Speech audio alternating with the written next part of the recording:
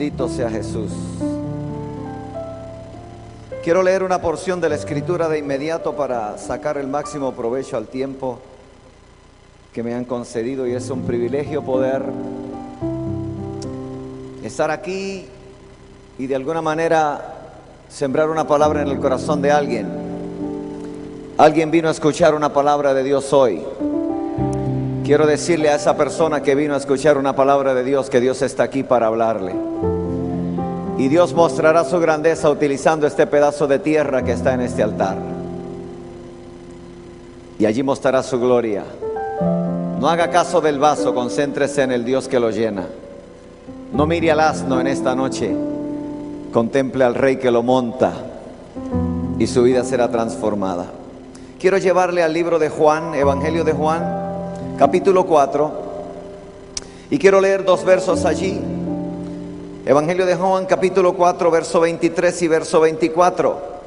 Mas la hora viene y ahora es, cuando los verdaderos adoradores adorarán al Padre en espíritu y en verdad, porque también el Padre tales adoradores busca que le adoren.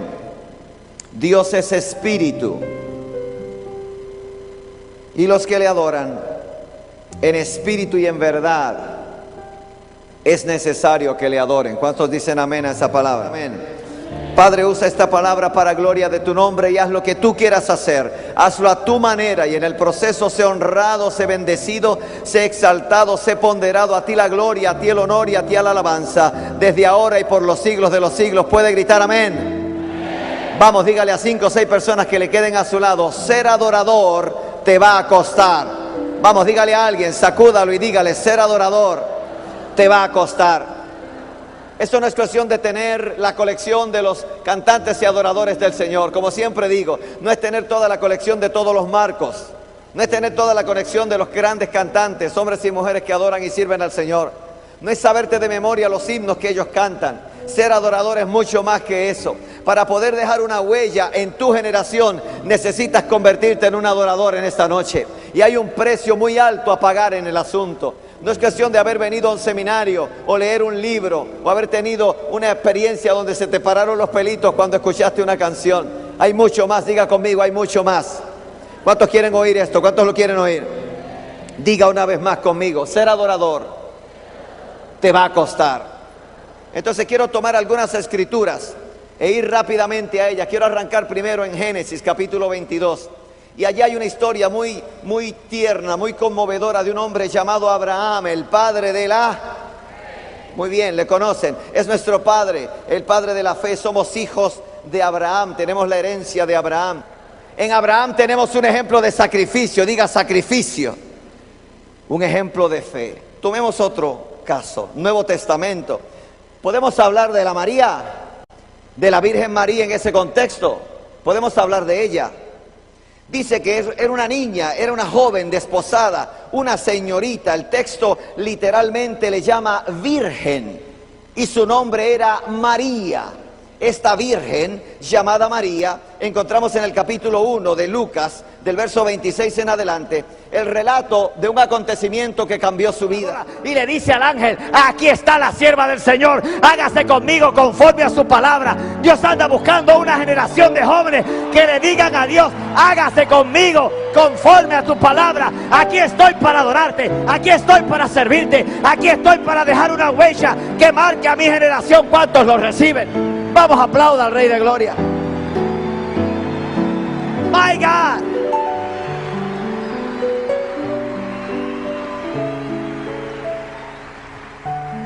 Dile al que está a tu lado: ser adorador te va a costar. Es fácil cantar aleluya, pero ser adorador es otra cosa. Cuando vemos el pasaje de Hechos, capítulo 16, encontramos algo asombroso. Dice que el Pablo, acompañado de Silas, ha llegado a una ciudad y hay una endemoniada que tiene espíritu de adivinación. Y Pablo se cansó del demonio que tenía por dentro y se le fue encima a la chica y reprendió al demonio y lo echó fuera en el nombre de Jesús. ¿Cuántos creen en el poder de echar fuera demonios? ¿Cuántos creen en una juventud que va a echar fuera demonios? Yo la creo, yo la conozco, yo la he visto en muchas naciones. Y sacó el demonio de adivinación, la niña quedó libre, pero entonces los dueños perdieron la ganancia de dinero. Han agarrado a Pablo y le han dado golpes, diga conmigo, hasta por debajo de la lengua. Le han golpeado a Pablo, a Silas, los han maltratado. Dice que desgarraron sus ropas, les golpearon la cabeza, les rompieron la espalda, le dieron golpes en el rostro, los empujaron, los mordieron, los escupieron, le hicieron de todo. Una turba enfurecida. Allá le han rescatado y le han llevado a la cárcel. Estas eran cárceles horrorosas. Aquella cárcel en Roma, aquello es un boquete. Ahora está limpio porque es turístico, pero en aquel entonces no había baño, no había nada. Era una hediondez a feces humana, era una hediondez a orín, eran animales, sabandijas, humedad, un aire tan espeso que era imposible respirarlo, ahogante, terrible, maloliente. Allí metieron a Pablo, porque había libertado a una endemoniada. ¿No te provoca pensar que era como para que Pablo se rebelara y dijera, al diablo con esto? Ando predicando el evangelio y mira cómo me paga Dios. ¿Por qué Dios no impidió que me dieran estos golpes?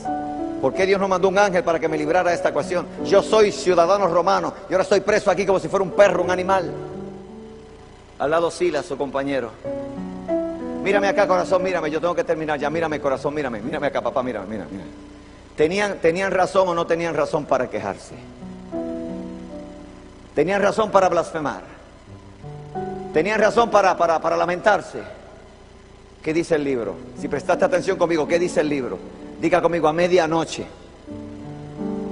Toca a tu vecino y dile, ¿qué vas a hacer en la medianoche de tu quebranto? Toca a tu vecino y pregúntale, ¿qué vas a hacer en la medianoche de tu tragedia? ¿Qué vas a hacer en la medianoche de tu dolor? ¿Qué vas a hacer en la medianoche de tu soledad? ¿Qué vas a hacer en la medianoche de tu necesidad? ¿Qué vas a hacer a la medianoche? Dice el libro que a medianoche Pablo y Silas entonaban cantos al Señor y los presos los oían. La gente que va a dejar huellas, que va a marcar a su generación, es los que aprendan a cantar en medio de la medianoche de su quebranto. Es los que sepan adorar cuando nada más tiene sentido. Es los que quieran levantar las manos y bendecir a Dios en medio de la tragedia más terrible de su vida. Es aquellos que no se van a andar quejando por nada, ni reclamándole a Dios nada, ni exigiéndole a Dios nada. Después de todo, su gracia es más que suficiente para nosotros.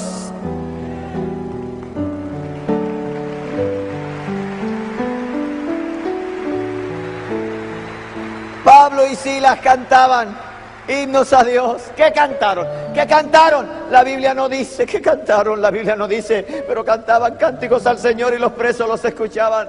Yo no sé qué cantaron. Yo no sé qué salió de sus corazones en el cepo, en el dolor, en el excremento, en la angustia, en la pena, en el quebranto. En vez de lamentarse, en vez de quejarse, cantaban cánticos al Señor. Yo no sé por lo que tú estarás pasando, pero no debe haber nada que te impida adorar a tu Dios. No debe haber nada que te impida levantar tus manos. No debe haber nada que te impida abrir tu boca y decir, no importa cómo esté, no importa cómo me sienta, Dios es mi Dios, Él es mi victoria, Él es mi justicia, Él es mi hacedor. Lo voy a bendecir por encima de todo.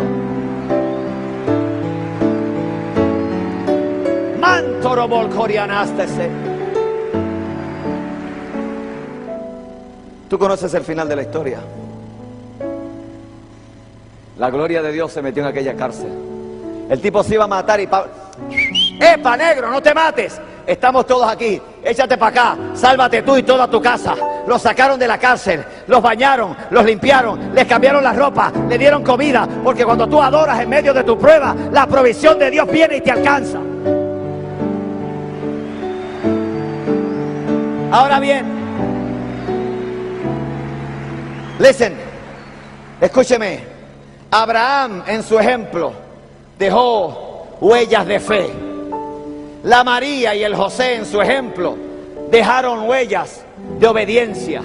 El Pablo y el Silas en su ejemplo dejaron huellas de abnegación. Pregúntale a tu vecino, ¿cuáles son tus huellas? ¿Qué tú vas a dejar aquí en la tierra? Yo siempre escojo estas escrituras porque estas son las que me han tocado el corazón. Algunos tal vez saben, otros no. Yo entiendo perfectamente lo que sintió Abraham en el monte a la hora de sacrificar a su hijo. Si usted y yo no entendemos que ser adorador nos va a costar, si usted y yo no entendemos que aquí hay un precio que pagar, no el de la salvación porque ese está pago, pero el de ese compromiso, esa búsqueda honesta, sincera, a un Dios que lo merece todo, aunque no entendamos.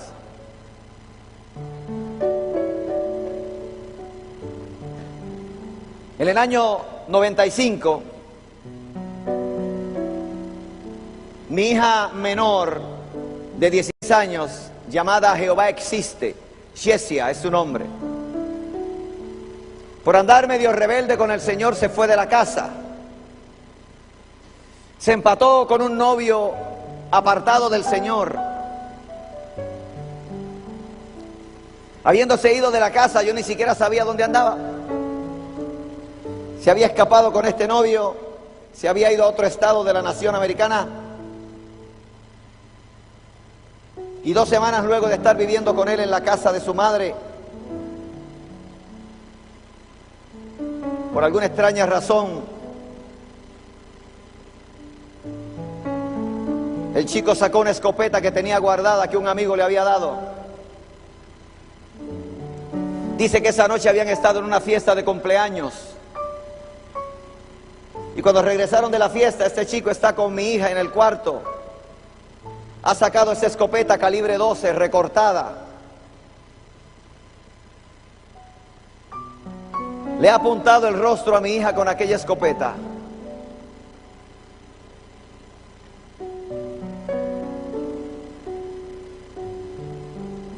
Y aló el gatillo. Y el estallido de aquella explosión, ¡pum!, destruyó el rostro de mi hija. Dice que parte de su cerebro quedó incrustado en el techo y en las paredes de la habitación. Sus 2 ojos azules explotaron. Perdió el habla, pero no perdió el sentido. La misma madre del chico que le había disparado se montó con ella en la ambulancia y durante esos primeros minutos le habló y le dijo: niña Jessie, estás muy mal, tienes que reconciliarte con el Señor, contesta aquí con mi mano, apriétame la mano para sí, para no, ¿quieres que ore por ti? Sí, oró por ella, la reconcilió con el Señor. Cuando llegó al hospital estaba en coma, pero estaba viva. Cuando llegan las noticias a mí a la Florida, en cuestión de horas yo estoy montado en un avión, montado en un carro y llego al hospital. ¿Cuántos padres hay aquí a ver las manos? Cuando llego al hospital, mi hija está en coma, la enfermera me dice: señor, háblele, está en coma, pero háblele. Ellos siempre se escuchan. Me acerco a la cama donde está mi bebé.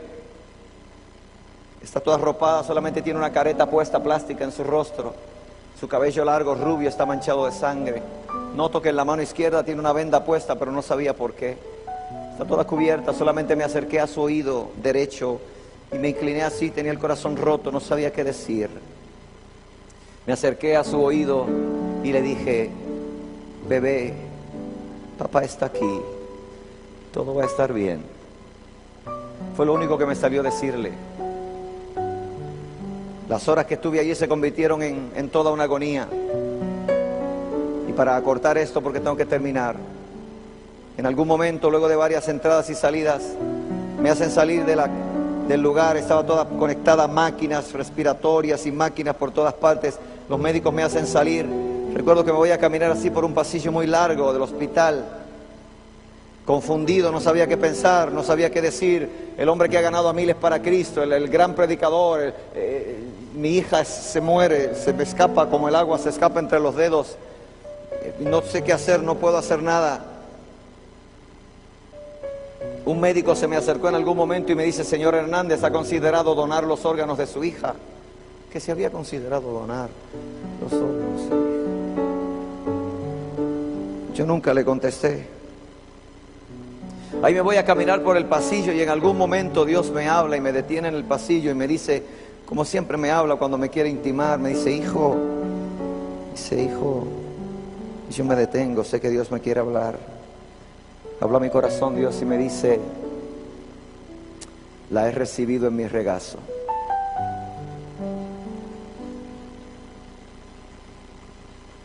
En buenas palabras, Dios me acababa de decir que mi hija había fallecido. Cuando me volteo así del pasillo, vienen 3 médicos así, cabizbajos, a decirme, señor Hernández, su hija ha muerto. Ahora, ¿cómo tú le dices a tu alma que te mataron a tu hija? ¿Cómo tú le dices a tu alma que alguien te ha destrozado con una escopeta un pedazo de tu alma? ¿Cómo tú manejas ese concepto? ¿Cómo tú no te rebelas en contra de Dios? ¿Cómo tú no blasfemas el nombre de Dios? Cuando 3 meses antes de ese incidente, yo siento una inquietud muy fuerte de parte del Espíritu de Dios y me alejo por 3 días de oración y ayuno. Y ya mis hijos grandes se los rededico al Señor. Y Él al segundo día de ayuno me habló y me dice, entrégamelos de nuevo que yo me encargo de ellos. 3 meses después me habían asesinado a mi bebé. ¿Cómo le decía yo a mi alma que no se rebelara? ¿Cómo le decía yo a mi alma que no blasfemara el nombre de Dios? ¿Cómo le decía yo a Dios, ¿dónde estabas tú? ¿Dónde estaban tus ángeles cuando aquel idiota estaba a punto de alar aquel gatillo? Mi bebé había muerto, hermanos.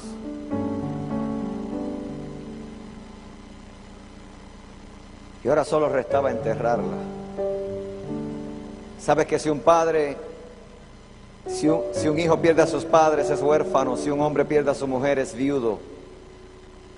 Pero si un padre pierde a su hija no hay palabra en nuestro vocabulario para ello, porque es absurdo, anormal, se supone que nunca ocurra. De pronto usted me ve predicando con esta pasión que predico, haciendo los chistes que hago, moviéndome como me muevo y dirá, qué lindo, nunca le pasó nada.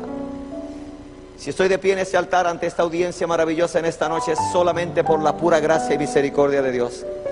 Porque más de una vez mi corazón fue roto, quebrado por la vida, y los millones de pedacitos que quedaron solamente fueron juntados de nuevo por la gracia, la virtud y el perdón y el amor de Dios, que me permitió levantarme una vez más de mi infortunio y en la medianoche de mi quebranto poder levantar las manos al cielo y decir, yo no entiendo por qué me mataron a la hija, yo no entiendo por qué estoy sufriendo tanto, yo no entiendo por qué esto ha pasado, pero yo voy a levantar mis manos a ti, yo te voy a alabar y yo te voy a bendecir y yo te voy a honrar, aunque no entienda, aunque esté gritando, aunque esté llorando, aunque me esté volviendo loco, me voy a volver loco adorándote, me voy a volver loco contigo, Señor.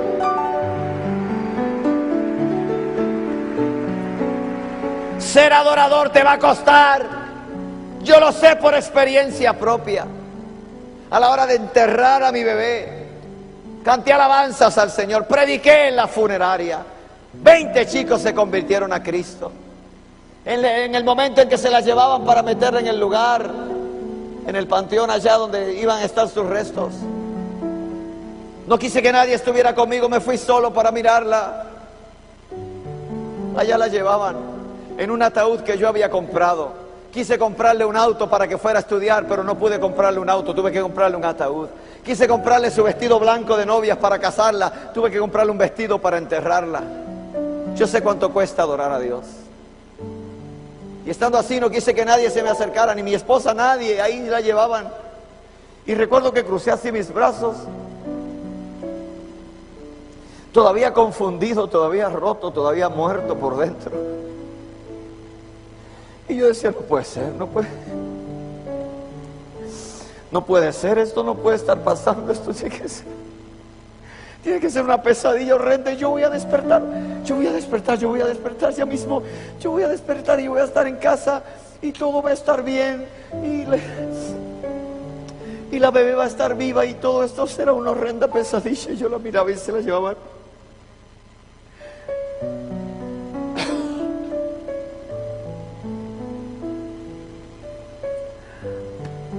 Han pasado más de 13 años de aquel día.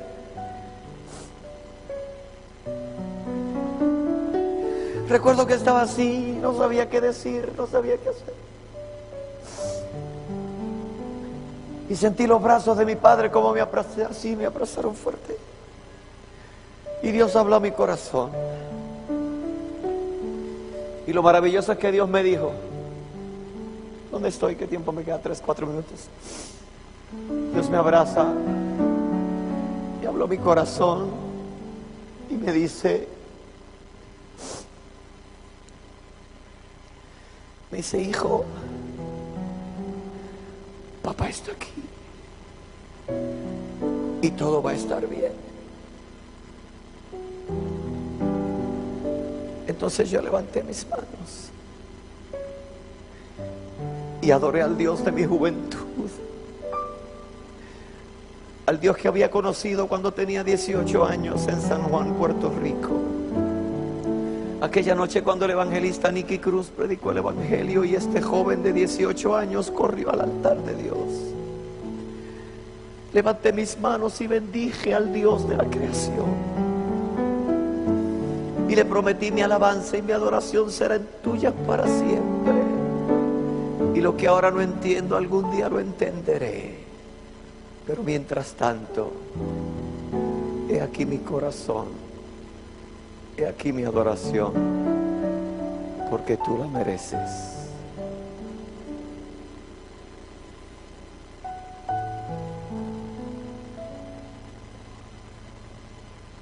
Yo no sé para quién es esa palabra en esta noche,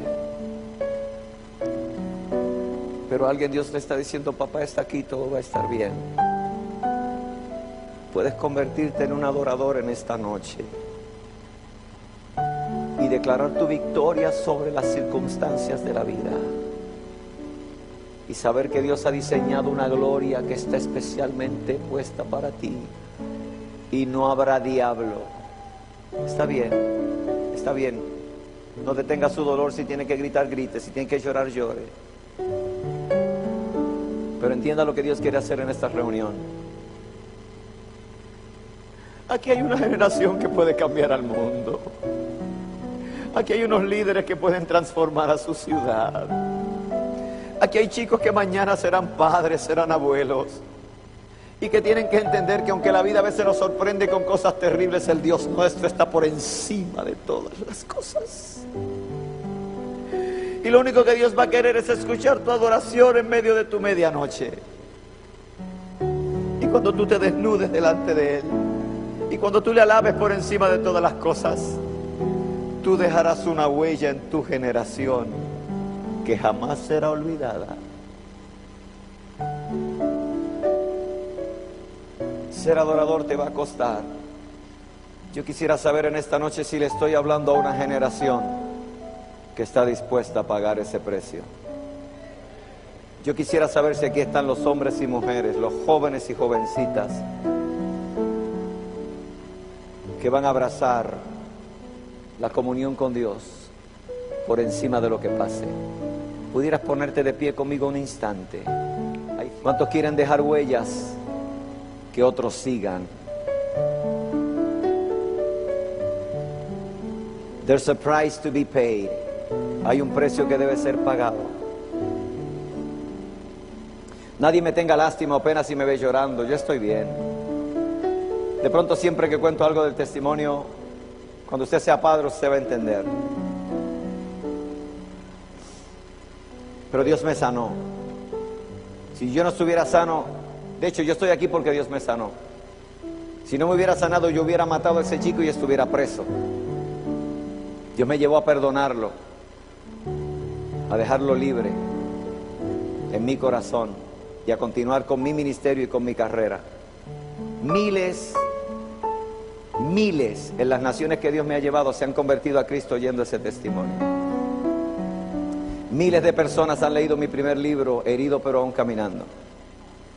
Ya va por la 4ª edición, para la gracia y la gloria de Dios. Dios me habló un día y me dijo: te voy a dar hijas en todos los países que visites. Un montón de chicas de todos los países que voy me escriben, impactadas por la palabra, y me hablan como si fuera su padre. Dios tiene todo bajo control. Lo único que Él está esperando es que tu medianoche de quebranto tú le adores y le bendigas, porque no habrá nada que te robe tu comunión con Dios. ¿Por qué será que con tanta facilidad nos quejamos de Dios? ¿Por qué será que con tanta facilidad decimos: me fallaste, Dios? Yo pudiera decir que Dios me falló, mas sin embargo nunca lo he dicho, porque en realidad nunca me falló. ¿Sabes por qué murió la Yesia? ¿Sabes por qué la Yesia fue asesinada? Porque jugó con fuego, y el que juega con fuego se quema. Pero la misericordia y la gracia de Dios la rescataron justo a tiempo. ¿Cuántos levantan sus manos al cielo? ¿Cuántos levantan sus manos al cielo en esta hora?